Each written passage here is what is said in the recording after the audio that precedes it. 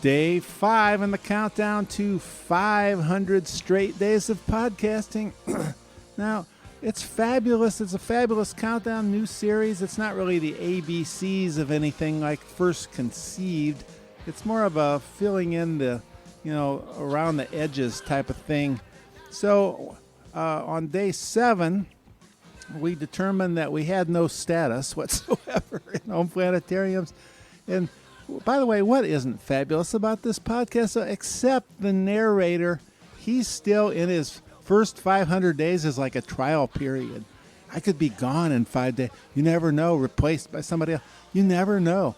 Anyway, so first we saw good and bad in our lack of standing as a thing, as a group. We've had online boards. We've had, newsletters. We've appeared at various conferences. We've written a few articles here and there, but we're not really a registered hobby, which is good and bad because we're not on the way out, but we're also not on the way in. We're not on our way anywhere. We're sitting around in chicken coops. Nothing wrong with that, as far as I can tell. So, and then yesterday in day 6, countdown-wise, we talked about the footprint. And the main revelation there, other than the footprint can be anywhere, is that it can also move. It can be temporary. It can be, we always knew that portables were a thing, but what about portables in your own yard, your own, that kind of thing. So today's subject, projectors. Now, what hasn't been said about home planetarium projectors? From the commercial, the exotics, the old commercial mainframe stuff, to the homemade, from cake boxes to oil drums to dodecahedrons. It's all been said, right? Wrong. Because I wouldn't be here. I wouldn't be 2 minutes into this episode if it had all been said. Oh no, there's more. Well, I am growing along the lines of merging, so-called, in my own mind, art with junk with projectors. Now, remember, the overriding theme here must be, though, that planetarians is like any other hobby. You get out what you put in. And isn't that true of your projected night sky? The more stars you put in, the more you'll see them reflected back at you. So there's that. There's that underlying current that you have to give before you get. We're right back to the golden rule. I should wrap this up now while I'm ahead, but no, I'll plow on. So my latest thing is I've had a pretty realistic night sky. I've tried to duplicate that with my cylinders. I've had the Spitz, the junior stuff, the Cake Box junior stuff.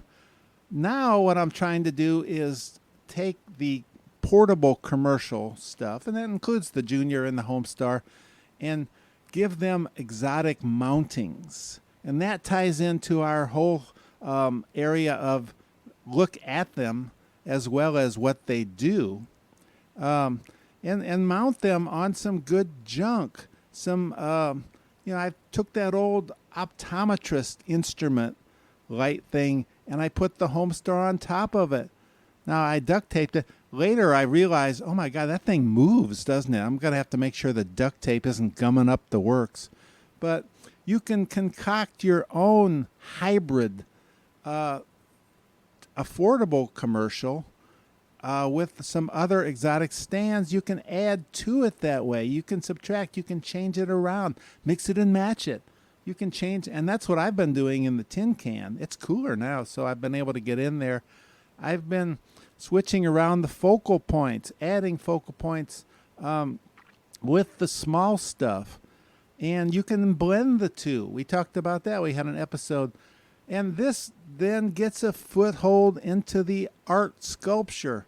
My old geodesic dome is outside now. I took a picture of it yesterday.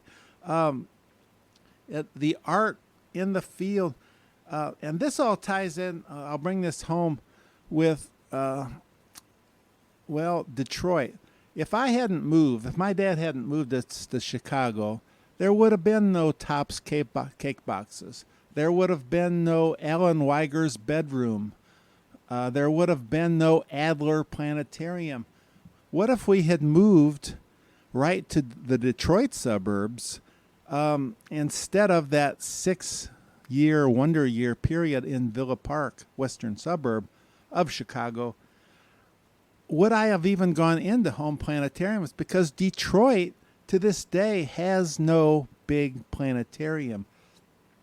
I think maybe I still would have. I hope I would have. But they did have boutique planetariums. They had Cranbrook that had a smaller ivy-covered dome. They had the Abrams, where I went to Michigan State, where they had bands come in and play, like Jake Jones, later Full Moon Consort.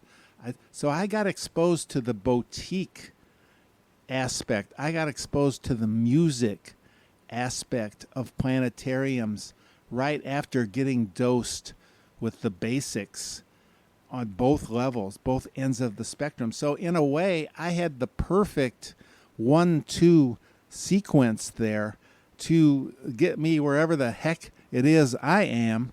And so art. Cranbrook was full of outdoor art. And to bring this on home, I'm going to play a song by Kiss that Urania herself hoped Cleo, her sister, wouldn't encore with, Detroit Rock City. And Kiss pioneered stage art. They're Alice Cooper. You could argue, of course, that projection was a staple of the 60s light shows. The Jefferson Airplane, the Fillmores. So projection has always been, there's always been that disco-y light show connection. But Kiss, they did a thing on the stage, and nobody remembers this anymore, but I remember reading about it.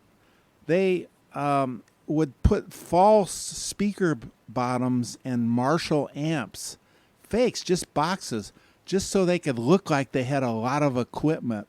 And that was, to me, that was stage art. That was ahead of its time, because although it didn't do anything, it still made an impression.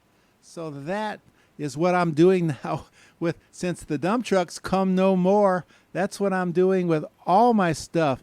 All my junk is now being translated into some kind of yard art of some kind. I've got these 2 old computer terminals. What can I do with them? I've got a 6-acre woods. I'll find out.